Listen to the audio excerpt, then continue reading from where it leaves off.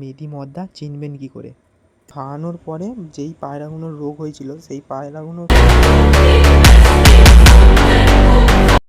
তো হ্যালো বন্ধুরা, আপনারা সবাই কেমন আছেন? আশা করি অনেকই ভালো আছেন। তো আজকে চলে এলাম আবার একটা পায়রার ভিডিও নিয়ে।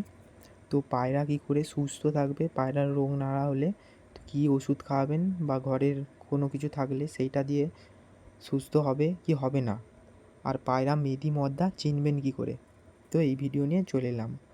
তো দেখো, একটা পায়রা যখন হাট থেকে কিনে নিয়ে এসে তারপরে মেদি কিনতে গিয়ে মদ্দা কিনে নিয়ে চলে এলে, তো এটা ভুল হচ্ছে।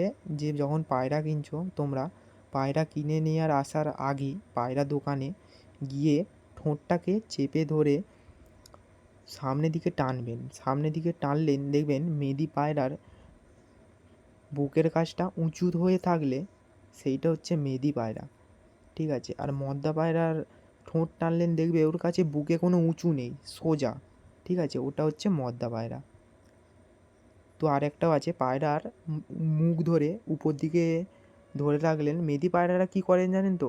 তোরা লাফায় না, যখন ঝুলিয়ে দেন লাফায় না, আর মদ্দা পায়রা হলে লাফায়। তো এইখানে একটা গেল। আরও একটা পয়েন্ট আছে, পায়রার মুখের কাছটা একদম গলার কাছটা চেপে ধরবেন।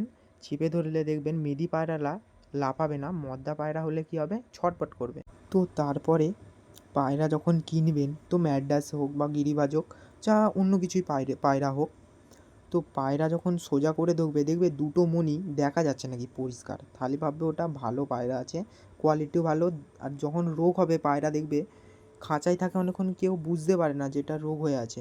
তো তখন কী করবে, পায়রাটাকে তাড়া দেবেন। তাড়া দিলে যদি ছটপট করে খাঁচার ভিতরে, তো ভাববেন পায়রাটা সুস্থ আছে।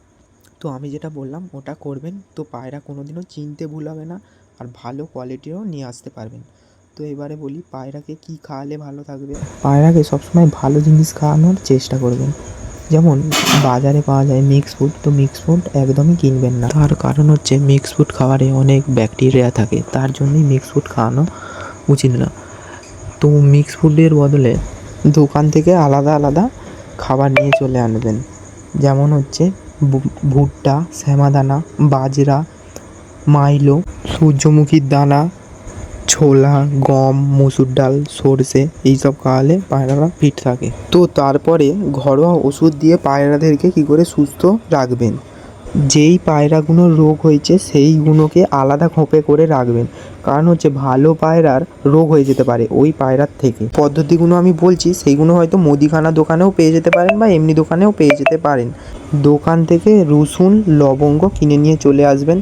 তো নিয়ে আসার পরে সবার ঘরেই, যারই হোক ঘরে, দেখবেন তুলসী গাছ আছে নাকি, সেই তুলসী গাছ থেকে কটা তুলসী পাতা নিয়ে এসে পায়রার যে জলটা আছে ওই জলে একদিন ভিজিয়ে রাখবেন। 2 থেকে 1 দিন ভিজিয়ে রাখার পরে ওই জলটা পায়রাদেরকে একদিন হলেও দেবে।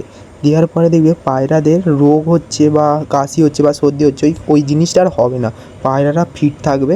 তো তারপরে ওটা খাওয়ার পরে রসুন আর লবঙ্গটা হালকা গরম করে পায়রাদেরকে খাইয়ে দেবেন।